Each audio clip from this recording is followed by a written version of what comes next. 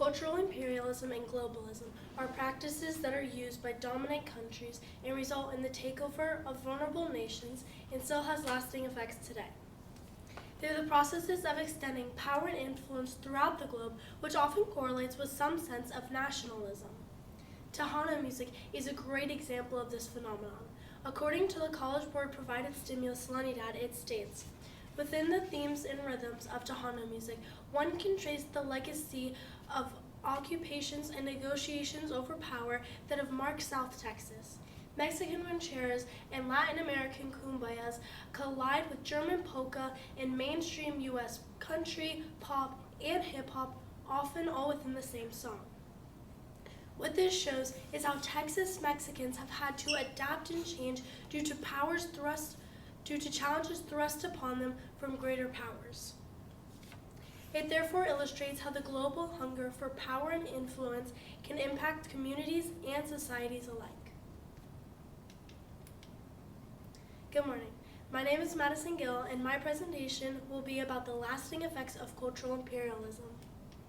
My research question is, in what ways can the effects of global imperialism continue to affect the societies of economically dependent nations in the 21st century? My argument is that it can continue to negatively affect them even today. So, some of the solutions I have come up with for stopping the spread of cultural imperialism include looking at history, using different perspectives, and enforcing regulations. By looking at the history of certain countries, we can see how acts of colonization has formed the way these nations grow up. Just like a child, a nation needs support, and likewise, the support they receive is a deciding factor in whether they will continue to thrive or fail. When looking at examples of nations that are considered to be ELDs, or economically less developed nations, receiving help from EMDs, or economically more developed nations, the helping hand is not always held out with both points of view kept in mind. Oftentimes, in cases of colonization, the EMD is looking to further expand their dominance and power, while the ELD ends up just gaining the correlates. This is why it is important to keep both perspectives in mind. When leaders go out to set their goals and accomplish what they want to do, they need to do it in a fashion that keeps the ideals of every nation in mind. Therefore, setting regulations in place can slowly bring order back.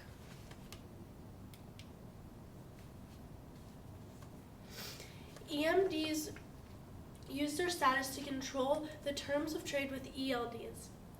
They do this by setting the price and conditions where they want, even if the ELDs suffer because of this. On the other hand, when they offer loans to ELDs, they don't exactly do it in the hopes of getting their money back, because in most cases, they never do.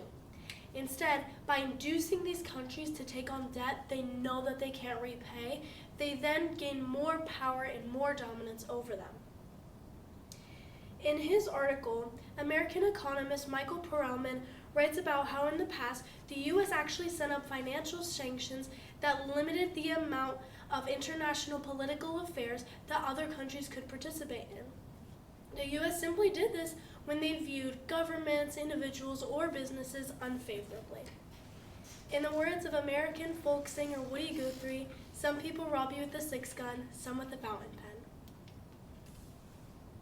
As stated by Stephanie Shonakan, professor of ethnomusicology at the University of Maryland, local creativity is stifled by the suffocating preponderance of American or Western culture. When a group of people are overwhelmed by the values and influences of an occupying power, they lose their voice and retreat into a culture of silence. Furthermore, when a society has undergone such a great influence, they become overwhelmed and thus imperialized. Once traditions and cultures are brought onto another more vulnerable society, it often imprints on how these people choose to express themselves. As shown in the graph above, the largest sources of immigration comes from countries that have undergone imperialistic oppression in recent years. Also cited from the same source, it states that the same people have had to take dangerous roads to overcome capitalist xenophobia. Similarly, in the past, Forced migrants from Turkey who were fleeing from Russia's oppressive rule found themselves in a continuous state of fear.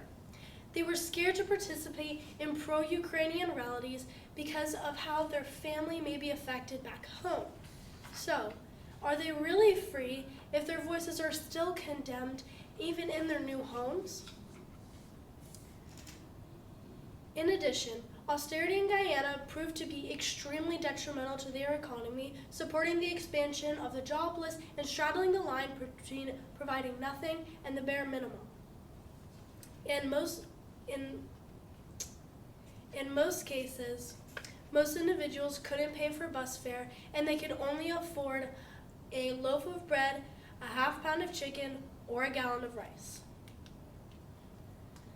The study represented by these graphs shows the racist agenda of newspapers in Britain. They represented certain groups of individuals as a threat to their beloved country by linking them to things like crime, danger, inability, resource drain, and exploitation. These perspectives often encouraged racist organizations where the media would continue to racialize non-European countries.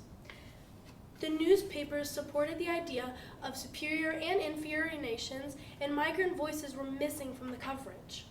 Demonstrated here is the exclusion of migrant history from media representations presented to the British public.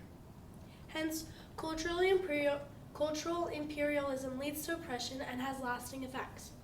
Another equally important fact is that the perspective and the side of colonialism that is portrayed affects numerous factors. The opposite side will always focus on separate issues, and the overall meanings will have different values. As the College Board provided stimulus, Maori oral narrative states, the telling of history, whether it be oral or written, never has been neutral. It is always the reflection of the priorities of the narrator and their perception of the world. Darian Morton of the University of Manitoba points out that these perspectives also lead to intergenerational racism that can affect families by contributing to child removal, community displacement, and cultural disruption. So, what are some limitations to the aforementioned solutions? First of all, globalization and imperialization are practices that have been happening for centuries and are so normalized now that it is hard to put an end to it, and is so normalized that more and more nations have joined in on it. It has shaped our society today, and it is expected to continue to shape our society as it goes on. Thus, imperialism lives on forever. Thank you. 2 questions for you. Sorry, no applause. It's okay. How valid and reliable are the sources that you use, and then how do you know they were? My sources are very reliable because I got all of my sources from either EBSCO or JSTOR, and they are all peer-reviewed academic journals. And if you had more time, what additional research would you do? If I had more time, I would probably research more about how cultural imperialism, less in the past and more of today, focus on today instead of just going over a broad perspective of the past, history, and today a little bit.